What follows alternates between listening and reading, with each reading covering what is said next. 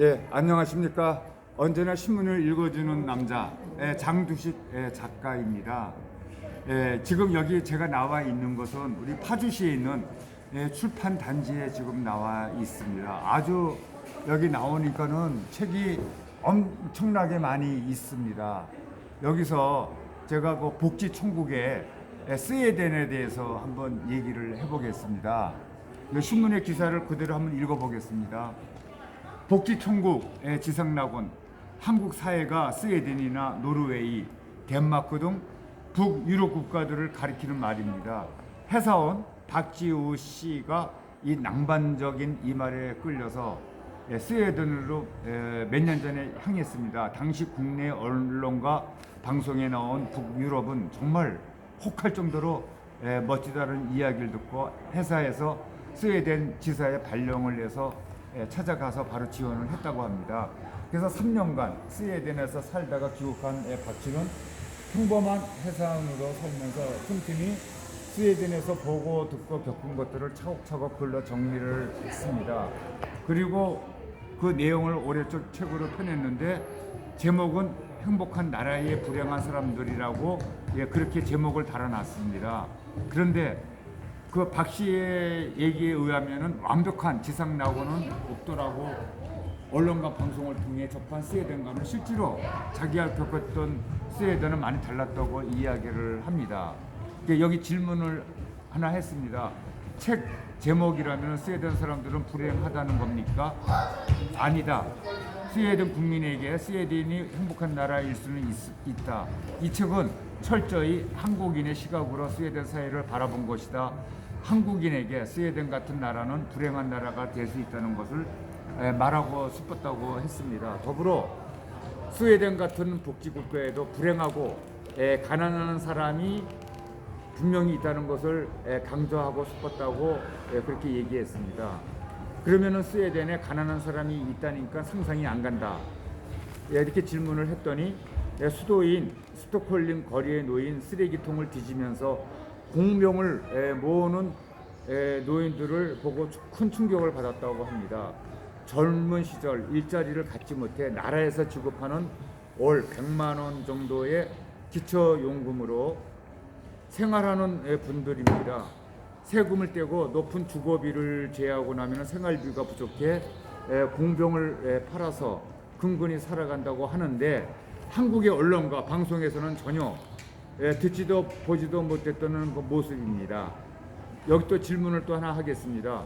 스웨덴의 고령들은 풍족한 연금으로 풍요로운 노후를 누리지가 않나요? 분명히 한국보다 노인 빈곤율이 낮고 연금을 많이 받습니다. 하지만은 세율이 높고 물가와 주거비가 비싸기 때문에 실제 생활이 그렇게 여유롭지는 않습니다. 여기서 또 질문을 하나 던집니다. 스웨덴의 무상 의료에 대해서 비판적이던데요. 그렇습니다. 한국은 가행 진료가 문제가 될 수 있지만 스웨덴은 무상 의료라 정부가 의료 수요를 가능한 한 제한하려는 경향이 다분히 강합니다. 스웨덴 국민 한 사람이 1년에 부담하는 병원비 상한액은 최고 15만 원, 약값은 약 1년에 30만 원 정도입니다. 그 이상을 넘어가면은 아무리 큰 중병이라도 치료비를 정부가 부담합니다.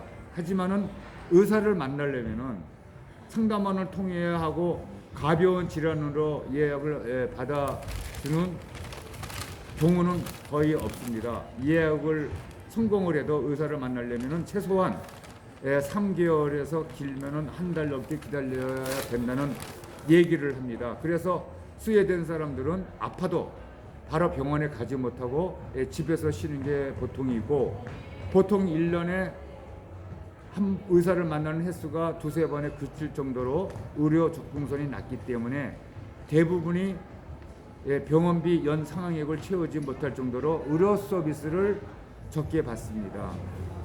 대기 없이 병원에 가고 싶은 사람은 값비싼 민간 보험에 가입해 보험회사에 연계된 민간 병원에 가게 됩니다.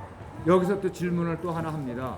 진료, 치료 방법도 제한이 되는 겁니까? 예, 스웨덴에서는 병원에서 CT 촬영을 하는 게 친구 사이에서 자랑할 정도로 아주 희귀한 일입니다. 스웨덴의 산모 대부분이 출산 기간 동안 내내 의사를 만나지를 못하고 상담을 받다 보니까는 의료 인력과 병상이 부족해서 자궁 척출 수술 같은 큰 수술을 받아도 하루나 이틀 만에 퇴원해서 집에서 요양하는 게 현실입니다. 여기 또 질문이 있습니다. 대학교까지 무료로 이루어지는 무상교육도 한국에게는 부러움이 대상인 것은 확실합니다. 거기에 대해서 단점은 없지 않지만 스웨덴을 비롯한 북유럽은 전통적으로 평등주의 문화가 아주 강합니다. 누가 뛰어난 재능을 보이면 칭찬하고 독려하는 게 아니라 너도 남들과 크게 다르지 않으니까 겸손하라고 가르칩니다. 누구를 칭찬했을 때의 이점보다 그 칭찬을 듣는 사람이 느낄 상대적인 박탈감을 더 중시하는 분위기입니다. 교육 시스템도 실력이 뛰어난 아이들을 더 키우는 게 아니라 뒤로 처지는 아이들이 평균 수준에 따라오도록 하는데 초점을 맞췄습니다. 이런 방식이 한국의 뜨거운 교육열과 조화를 이룰 수 있을까요? 이런 질문을 드릴 수 있습니다. 스웨덴의 무상복지에 대해서 지금 말씀을 드렸습니다. 우리나라도 전반적으로 무상복지 시스템을 따라가려면 아직 시간이 있습니다만은 곧 따라갈 걸로 믿습니다. 오늘 여기까지 하겠습니다. 감사합니다.